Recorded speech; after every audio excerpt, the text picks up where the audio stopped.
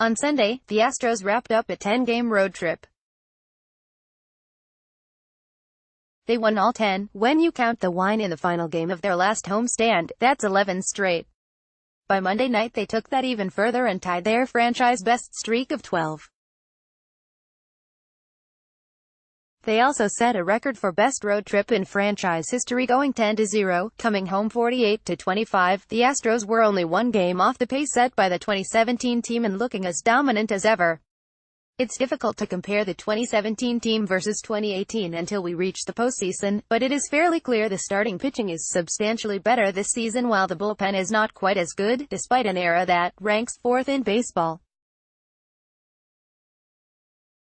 Offensively, they remain an extremely dangerous team, especially away from Minute Maid Park, helping to make them the best road team in baseball at 29-11. But how do they stack up all-time in Houston sports history? Frankly, when it comes to dominance, there is really only one comparison: the 1993-94 and 1994-95 Houston Rockets, the only teams to win titles in major Houston sports prior to the Astros.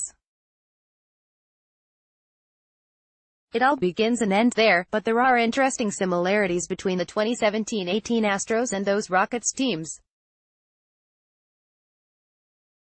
Roads to the title. On the Rockets' second title run, they had to beat two teams with 60 wins and two with 57 or better. They did it from the 6th seed, something we will probably never see again. The Astros, while holding home field advantage much of the way, beat three of the most storied franchises ever in the Red Sox, Yankees and Dodgers on the way to their championship. All-time greats as MVP. The Astros had their MVP in Jose Altuve, a hitting machine who seems destined for enshrinement in Cooperstown. The Rockets had one of the greatest centers to ever take the floor in Hakeem Olajuwon, who is in the Hall of Fame. Managers understanding analytics long before anyone had heard of such a thing as sabermetrics. Rudy Tomjanovich was playing probabilities with his team, practically inventing the stretch four, using Robert Horry as a power forward, and bombing away from distance. A.J. Hinch has embraced data analytics as much as any manager in baseball, employing the shift liberally. Teams of characters. Both teams had a mix of young, old, intense and mellow players. And both teams clearly enjoyed playing with one another.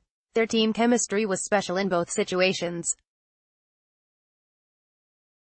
Game 7. Both teams had to win a Game 7 in their respective title series, the Rockets at home and the Astros on the road, to clinch their first ever championships. The Rockets followed that up with a sweep in the finals the next season.